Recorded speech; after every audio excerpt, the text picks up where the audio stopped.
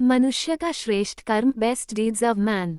एक सवाल जिससे मनुष्य अनजान है, अगर वह इन सवालों के अर्थ को समझ सके तो उसका जीवन सफल हो सकता है। लेकिन कामवश तथा भोग विलास जीवन में इस तथ्य को समझ पाना मुमकिन नहीं है। आइए मेरे स्वयं के ज्ञान से अभिभूत कुछ तथ्य। एक पथ, जीवन का वह रास्ता जिस पर योगी तथा महान लोग चलकर मनुष्य निर्माण के लिए कार्य करते हुए इस संसार को सार्थक बनाते हैं। वही रास्ता जीवन में श्रेष्ठ है। दो कर्म, ऐसा कर्म जिसमें सत्य, अहिंसा, धर्म, परोपकार तथा परहित भावना समाहित हो, जो निस्वार्थ तथा कर्तव्य परायण हो, जिस कर्म में ईश्वर का अंश निहित हो, वही कर्म श्रेष्ठ है। तीन समय, वह समय जो हर वक्त देश हित तथा जीव हित के लिए कर्मनिष्ठ हो तथा सही समय पर सही कार्य करना, वह कार्य की सार्थकता को समझना तथा समय की अहमियत को समझे और उसका सदुपयोग करे, वही सही समय है।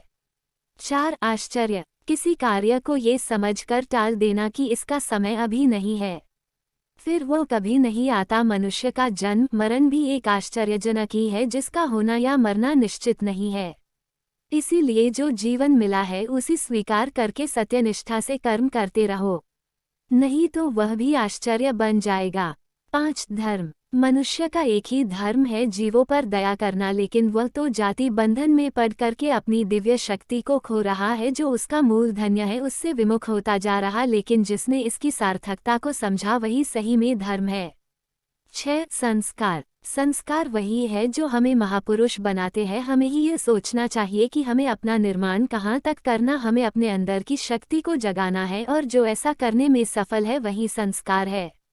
7 आत्मा, ये सत्य है कि यह ईश्वर का ही स्वरूप है, फिर भी क्यों इससे अनजान रहता है और दूसरे की आत्मा को दुखित करता, जबकि उसमें भी वही आत्मा स्वरूप ईश्वर है, जो न कभी मरता है न कभी उसका अंत होता है, ये तो शाश्वत है।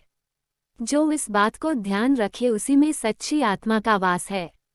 सच्ची साधन क्या है? What is true means? वास्तव में साधना ही ज्ञान की पूंजी है। वे साधक जो साधना में लीन हो, जिन्होंने इस भौतिक युग के भाग दौड़ भरे जीवन में साधना का मार्ग चुना है, वे सभी धन्य है।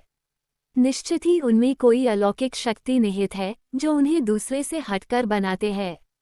इस संसार में सभी अपने सुखों को भोग रहे हैं, जबकि उपभोग में असली सुख नहीं है। जितना हम भौतिक सुख के पीछे भागेंगे उतना अधिक कष्ट हमें प्राप्त होगा।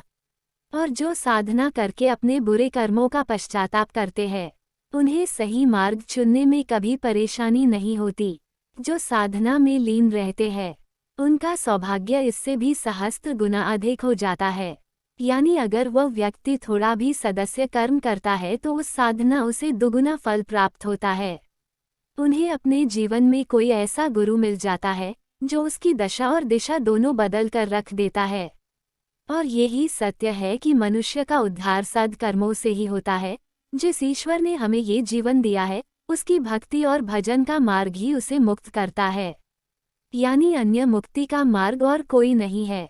इसीलिए किसी कोई भी अपना परम गुरु या आदर्श मानकर उसके निमित्त साधना करना व उसके आदर्शों का पालन करना, साधना ही जीवन का वो श्रेयस्कर तथा श्रेष्ठ विधा है जिसको अपनाने से ही जीवन में सफलताएं मिलने के साथ साथ अद्वितीय व्यक्तित्व तथा चारित्रिक का निर्माण होता है। साधना की महत्ता को समझने के लिए किसी गुरु की आवश्यकता होती है। गुरु का अभिप्राय सिर्फ मानव मात्र ही नहीं, अपितु वह जड़, चेतन, पशु, पक्षी, प्रकृति कोई भी हो सकता है। साधना में लीन व्यक्ति के मन में कभी भी बुरे भाव, विचार, चेष्टा, लोभ, कर्म का आगमन नहीं होना चाहिए। इससे साधना करने वाले व्यक्ति की साधना का कोई प्रभाव या महत्व नहीं रह जाता। साधना में गुरु का महत्व, इम्पोर्टेंस ऑफ गुरु इन साधना। गुरु का हमारे जीवन में बड़ा महत्व है। गुरु ही हमें वो ज्योति प्रदान करते हैं जिससे हम सफल व्यक्ति कहलाते हैं। वेदों में कहा गया है, तमसो मा ज्योतिर्मय, अर्थात गुरु ही हमें अंधकार से प्रकाश की ओर ले जाते हैं। आप अपने मन मस्तिष्क में गुरु का स्मरण करके प्रार्थना करना कि मेरी बुद्धि को सदन मार्ग पर ले जाना और मेरे द्वारा कोई भी बुरा कर्म न हो। आप प्रार्थना करें, आपके हृदय में गुरु स्थापित हो, हाथ जोड़कर गुरु मंत्र का उच्चारण करें। गुरुर्विष्णु गुरुर्देवो महेश्वरः, गुरु साक्षात् पर ब्रह्म, तस्मै श्री गुरुवे नमः। ध्यान मूलम गुरो मूर्ति पूजा मूलम गुरोपदम। मंत्र मूलम गुरुर्वाक्यम मोक्ष मूलम गुरो पा। अपने हृदय में गुरु का सच्चा स्वरूप स्थापित करे, आपको सद्गति प्रदान होगी।